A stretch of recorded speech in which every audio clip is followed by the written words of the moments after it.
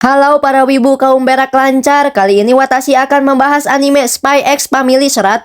Tempat di mana para keluarga bahagia masuk TV dan main tebak kata salah skripning. Tempat di mana mata-mata terkenal yang menerima misi buat mencegah om-om kumis yang suka sirkel-sirkelan yang akan membuat kekacauan. Si mata-mata disuruh ngebuat keluarga bohongan dengan istri top global assassin dan si bocil yang bisa ngedenger pikiran orang lain buat ngedeketin sirkelnya om kumis. Jadi ceritanya ada seorang mata-mata yang terkenal bernama Twilight. Ia rela melakukan apapun demi menyelesaikan misinya. Nyamar jadi abah-abah lah, bahkan macarin anak dari targetnya. Dan jika misinya udah kelar, dia langsung mutusin si cewek pas lagi sayang-sayangnya. Karena bagi dia, manusia itu hanya alat. Setelah itu, ia diberi misi lagi bernama Operasi String buat ngedeketin om-om kumis bernama Desmond karena bisa mengancam kedamaian dunia. Cuma di misi kali ini, si Twilight disuruh punya keluarga, yaitu seorang anak, karena si Desmond orangnya nolep dan suka sirkel-sirkelan. Ia hanya akan muncul di acara yang diadakan sekolah top global ML tempat anaknya push rank. Acara tersebut juga ternyata tempat kumpulnya para elit global buat ngerencanain resesi. Oleh karena itu, nanti anaknya si Twilight akan didaftarkan ke sekolah itu agar dia bisa masuk circle-nya si Om Kumis. Karena buat anak tuh gak kayak buat odading mang oleh, sekali celot langsung jadi. Alhasil si Twilight milih mungut aja di panti asuhan karena cuma diberi waktu seminggu doang. Dan kita diperkenalkan dengan seorang anak yang berambut pink. Masih bocah udah berani warnain rambut, udah gede mau jadi lonte ya. Yang ternyata si anak yang bernama Anya tuh punya kekuatan buat baca pikiran orang lain. Atau kata orang yang sekolah tinggi-tinggi tapi malah jadi korupsi disebut telepati. Atau yang bisa kita sebut dukun. Karena dia tuh hasil permen basi. Si Anya tahu nih si Twilight lagi cari anak yang pintar, cantik, rajin, dan menabung. Yang alhasil si Anya capar dengan mengisi TTS meski jawabannya hasil copy paste dari pikiran si Twilight. Wah anjir bener semua. Yang ini harganya berapa om? Oh yang itu gratis aja mas, ambil aja. Dan sekarang si Anya resmi jadi anak bohongannya Papa Lloyd. Ya karena ini misi rahasia, si Twilight menjalankan aksinya dengan ngubah namanya jadi Lloyd sebagai duda satu anak dan bekerja sebagai dokter pelurus jiwa. Hei anak pungut, sekarang panggil aku papa ya. Siap ayah pungut. Kamu mau balik ke panti asuhan lagi? Wah anak siapa nih imut kali? Aku Anya, anak dari papa pungutku. Jir bikin malu. Sekarang Lloyd mau ngajak jalan-jalan si Anya biar kayak duda yang bahagia. Papa Anya mau lato-lato gas LPG 2 kilo. Mana ada nying? Karena si Lloyd selama ini sibuk menjadi mata-mata, ia tidak tahu tata cara berkeluarga. Yang alhasil kadang-kadang si Anya ngilang, kadang-kadang sembunyi, dikira ada penjahat. Kiranya sih si Anya masih tantrum, si Lloyd pun kepikiran buat ngebalikin lagi ke panti asuhan. Wah, papa jangan jual Anya. Lihat Jeng, mentang-mentang lagi resesi dia mau ngegadain anaknya. Karena gak mau narik perhatian, alhasil si Anya dibalikin kacang kesukaannya. Karena merasa dia belum bisa menjadi papa yang baik, si Lloyd pun cari-cari dong di Gentot kaca. Cara menjadi ayah yang baik tanpa root 100%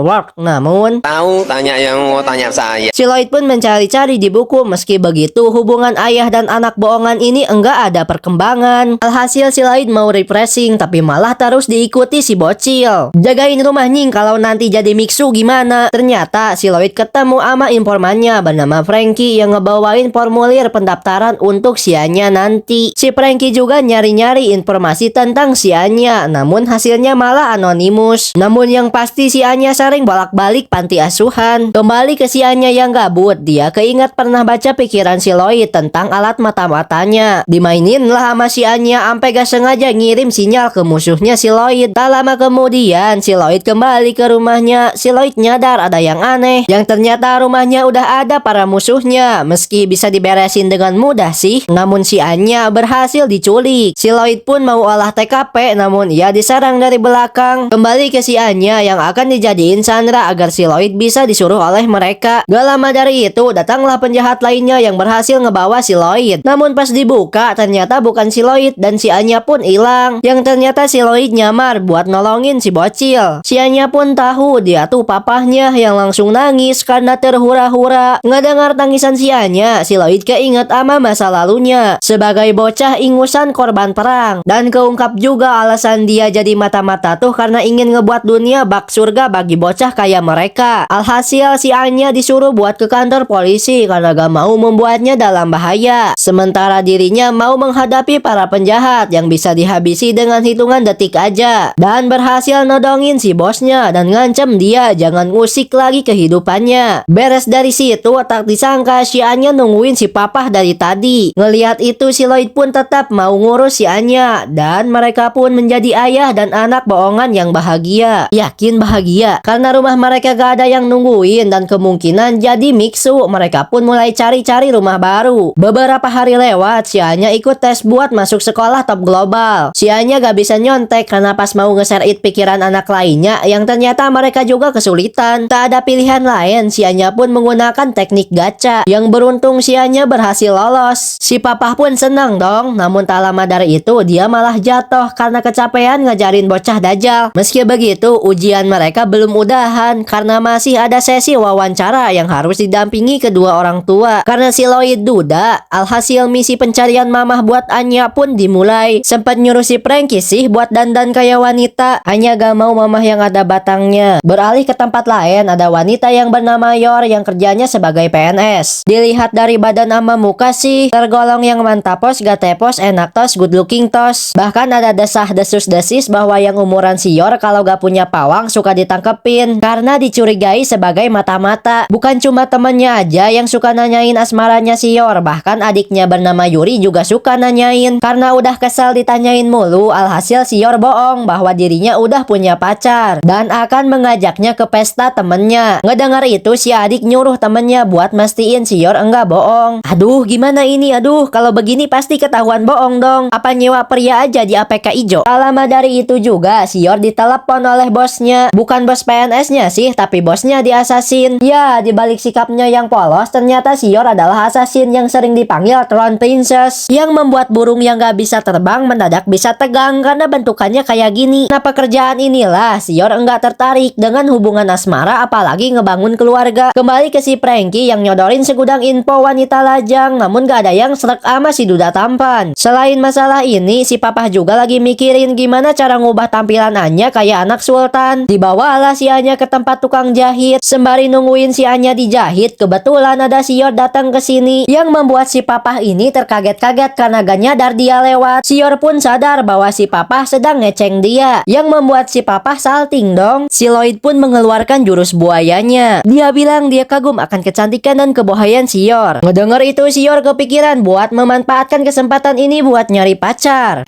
Datang si bocil yang ngebuat si Yor nyangka si Lloyd itu suami orang lain. Namun si bocil yang suka nguping bisikan hati pun mengetahui si Yor adalah assassin. Karena si Anya mau punya mamah assassin dan Papah mata-mata pun mulai ngeulti. Aduh, Anya gak punya mamah. Anya bosen lihat Papah ngurus buungnya pakai tangan. Yang akhirnya si Yor tahu si Lloyd itu duda. Dari sini juga si Yor pun mau minta bantuan ke si Lloyd buat jadi pacar bohongannya satu malam aja. Si Lloyd pun sama minta bantuan ke si Yor buat jadi istrinya pas wawancara si Anya. Akhirnya mereka pun melakukan hubungan simbiosis mutualisme. Namun di sela-sela itu si Lloyd juga menjalankan misi lain, yaitu buat ngambil barang selundupan. Tak butuh waktu lama, mereka pun langsung bisa membawa barangnya dengan dibantu si Frankie, yang ternyata isinya sebuah perhiasan. Si Lloyd pun ngambil cincin berlian buat dikasih ke si Yor. Karena hal itu juga yang ngebuat si Yor terbengkalai dan memilih pergi sendirian aja, yang membuat dirinya jadi bahan gibahan ibu sosialita. Yang akhirnya si Yor mutusin buat pulang aja. Namun tiba-tiba si Lloyd datang yang langsung ngaku dia tuh suaminya si Yor meski dengan kepala yang bocor. Salah skrip woy. Gak apa-apa, kata mangakanya harus kayak gitu. Yang ngebuat ibu sosialita bertanya-tanya dong, kok bisa gak ada hajatan? Alibinya tuh karena si Yor malu kalau ketahuan nikah sama duda anak satu. Meski begitu, mereka gak terima dan mau ngebuat si Yor malu. Namun bisa ditahan dengan mudah. Si ibu ini masih gak mau nyerah dan ngefitnah si Yor tuh lantai. Namun si Lloyd malah memuji si Yor yang ngebuat hati si Yor dagdikdukser. Setelah itu mereka mau pulang. Namun sisa-sisa penyelundup nyerang mereka. Si Yor pun nanya siapa mereka. Si Lloyd pun beralibi mereka tuh pasiennya yang sedang masa pemulihan jiwa. Si Yor pun percaya-percaya aja. Meski mana ada anjir orang ODGJ pakai AK-47. Si Yor pun nyaranin buat mertahanin hubungan pasutri mereka demi kepentingan karir mereka masing-masing. Si Lloyd dengan misinya dan si Yor dengan asasinnya. Tadinya mau dilamar pakai cincin berlian, namun malah hilang. Alhasil pakai barang seadanya asalkan ada lubang. Gak pakai pin granat juga kali. Akhirnya mereka resmi jadi pasutri bohongan. Besok paginya, Sior pun mulai pindahan. Hore, mamah pungut baru. Anak pungutku. Karena mereka cuma keluarga bohongan, jadi mereka pisah ranjang. Kartu pernikahan mereka juga udah ada karena punya orang dalam. Si Anya pun ngajak Sior keliling-keliling rumah. Ini hell kitchen, ini tempat berak, ini buat koli, ini kamar Anya, ini kamar papa.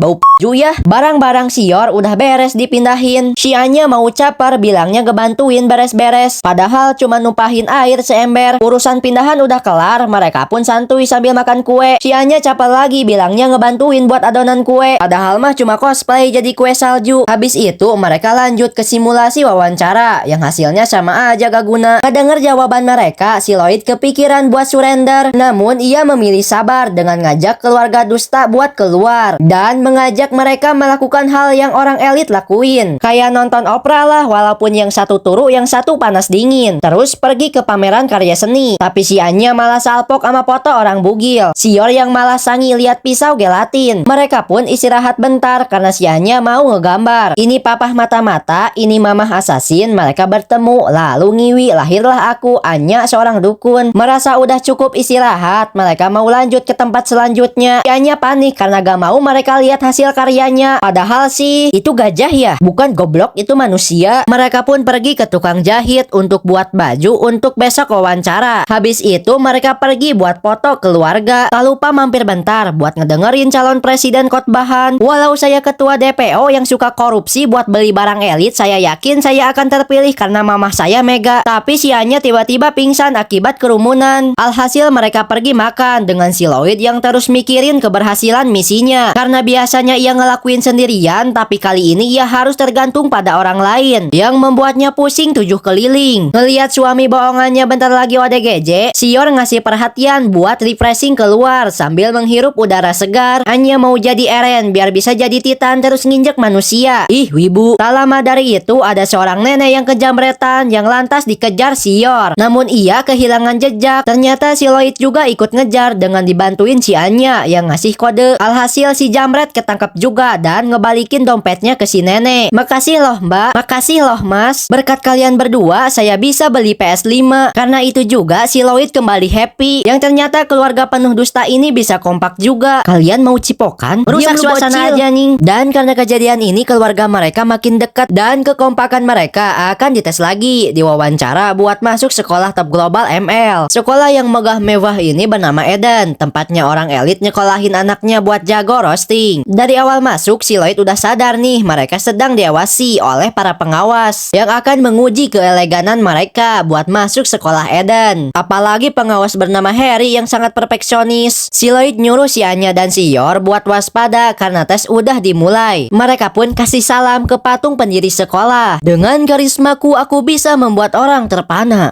Hanya RRQ tanpamu kayak bang. Yang ngebuat si Harry yang melihatnya elegan tuh. Mereka pun dites lagi dengan ngebuat ada murid yang berenang di got. Si Lloyd pun tanpa ragu nyelamatin dia yang ngebuat bajunya kotor. Si Harry yang ngelihat itu kecewa. Ternyata orang yang dia kira spesial cuma wong deso biasa. Namun tenang aja, mereka udah bawa baju ganti. Smart and elegant tuh. Tiba-tiba ada hewan ternak yang ngamuk yang membuat para peserta kalang kabut. Dikiranya sih cuma ujian, tapi si Harry juga kaget karena ini bukan ulahnya sekolah. Lantas ia menyuruh mereka buat nolongin para peserta yang ternyata orang penting semua. Kayak anak dari Menteri Keuangan ini yang jatuh untungnya bisa ditulungin sama si Lloyd. Si Anya yang malah turu dan kawanan para hewan berhasil diberesin dengan tatokannya si mama. Si jerapah yang ketakutan pun ditenangkan oleh si Anya yang kebangun. Lari gih daripada di sini jadi hewan kurban, yang membuat kondisi jadi aman. Si Harry yang ngelihat itu berterima kasih ke mereka dan nyuruh mereka ganti baju. Namun semuanya udah diantiseptis kok. Alhasil mereka lanjut ke sesi wawancara yang ngebuat pertama kali si Lloyd deg-degan padahal dia nggak pernah ngerasain ini. Di semua misinya kayak nyamar jadi teroris lah dan ngeberhentiin bom Nagasaki dan Hiroshima lah. Habis itu mereka dipanggil karena sekolah ini top global ML jadi, hey Ning, gimana rasanya jadi duda terus bisa dapat istri muda? Anda mau tutor Ning? Semua pertanyaan bisa dijawab dengan mudah. Namun si bapak kumis baplang ini suka cari masalah karena ia sedang ada masalah keluarga yang bentar lagi ia jadi duda. Jadi sirik gitu sih kalau lihat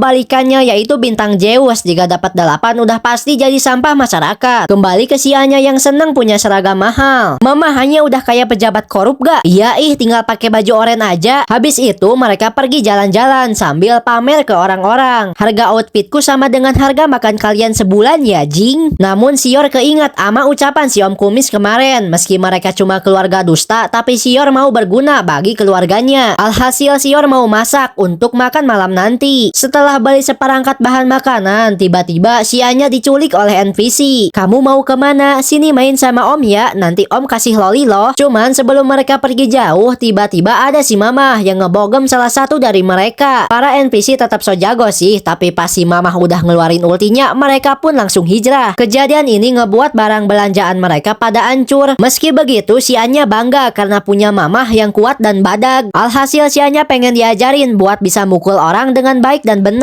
Diajarin lah si Anya biar bisa nge-one hit para musuh. Enggak tahu udah berapa hari lewat, akhirnya acara penyambutan murid baru dimulai. Yang didatangi semua orang Kolong Merak. Ada juga anaknya si Desmond yang bernama Demian yang masuk barisan. Tak lama kemudian si Anya juga dipanggil buat masuk barisan. Berhubung bakal susah banget ngebikin bocah dajal jadi pinter banget dan jadi murid unggulan. Alhasil si Lloyd punya rencana tahu bulat dadakan, yaitu ngedeketin si Anya dengan si Demian biar bisa diundang ke pesta sekolah, terus bisa masuk circle-nya si Burhan Desmond. Ternyata juga si Anya satu kelas dengan si Becky, anak dari pengusaha yang ngejual seperangkat alat militer, dan kelas mereka akan diurus sama si Henry. Mereka pun mulai diajak keliling sekolah sambil memberitai peraturan yang ada. Si Anya terus merhatiin si Demian, berharap bisa jadi bestot, namun si Demian mainnya bapak-bapaan. Kalau kerja bapaknya gak sekelas dia ogah temenan. Sampai si Anya didorong anak buah si Demian. Tadinya mau di one hit oleh si Anya, tapi keinget mamahnya ngelarang buat ngeluarin pukulannya. Alhasil dipepsodenin aja. Hehe. Ngeliat itu si Becky kagum ama kesabaran si Anya. Sedangkan si Demian malah tersulut emosinya. Dasar anak ngentot, dasar burik gagal. Mereka baru berhenti pas dimarahi si Henry. Gak terima digituin, si Demian terus ngusik si Anya sampai ngancem buat bikin keluarganya sengsara. Ngedenger itu mata si Anya keluar amaterasu, terus langsung mukul si Demian. Keributan itu dilerai oleh si Henry. Si Anya beralasan dia cuma mau ngebales perbuatan si Demian ke si Becky yang nginjek kakinya.